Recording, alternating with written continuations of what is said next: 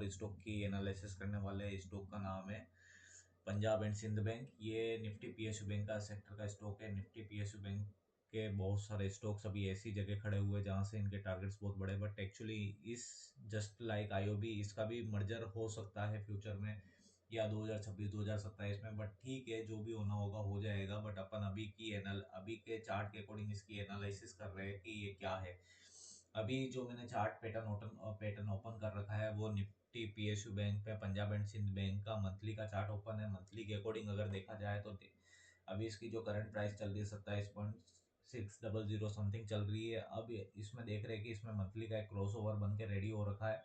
इसका जो correction period चल रहा है वो ऑलमोस्ट 2010 से चल रहा है। 2010 से लेकर 2025 ऑलमोस्ट इसको 15 साल हो चुके हैं। अभी तक इस स्टॉक ने कोई इतने बम्पर रिटर्न नहीं दिए। लास्ट टाइम ये 77-78 तक गया था, जो कि 12-13 रुपये 8-10 रुपये से निकला था और 77-78 रुपीज समथिंग तक निकला था। अब ये बट इसका जो चार्ट पैटर्न था वो पूरा प्रॉपर बना नहीं था। अब इसके पास जो टारगेट से मतलब वो काफ़ी बड़े हो सकते हैं। अगर इसका मर्जर ना हो तो ही बढ़िया है, क्योंकि इसके पास ऊपर के बहुत बड़े टारगेट्स है।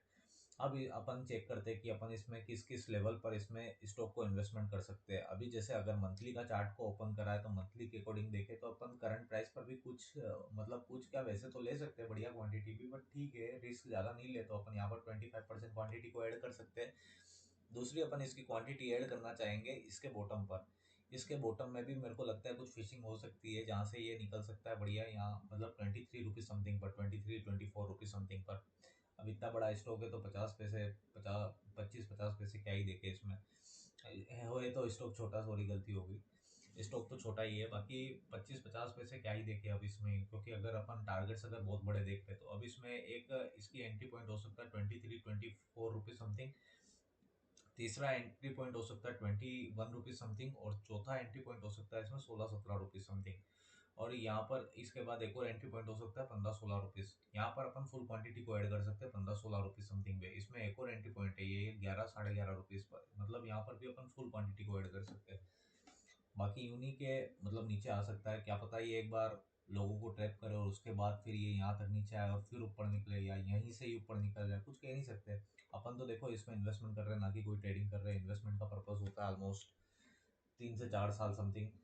मतलब मेरा जो इन्वेस्टमेंट का पॉइंट ऑफ व्यू माना जाता है वो इतना ही है, तब जाके ये बड़े रिटर्न्स मतलब स्टॉक्स देते हैं। अब इसके ऊपर के टारगेट्स एक बार देख लेते हैं। ऊपर अगर अपन इसका टारगेट देखें तो पहला टारगेट इसका 40 रुपये का है। दूसरा टारगेट देखो ये ऊपर के सारे लेवल टेस्टेड है, तो फिर दूसरा टारगेट है इसका 60 रुपीज़ का। थर्ड टारगेट को अगर अपन आइडेंटिफाई करें तो ये 78-77 रुपीज़ समथिंग। फोर्थ टारगेट इसका रहेगा 95 रुपीज़। फिफ्थ टारगेट रहेगा 106 रुपीज़, और उसके बाद ऑल टाइम हाई। वैसे तो इसके टारगेट्स होना चाहिए ऑलमोस्ट कम से कम 380, 350, 380, 400 रुपीज़ समथिंग के इसके टारगेट होना चाहिए वैसे तो, अगर इसके देखा जाए तो ऑलमोस्ट 10x के।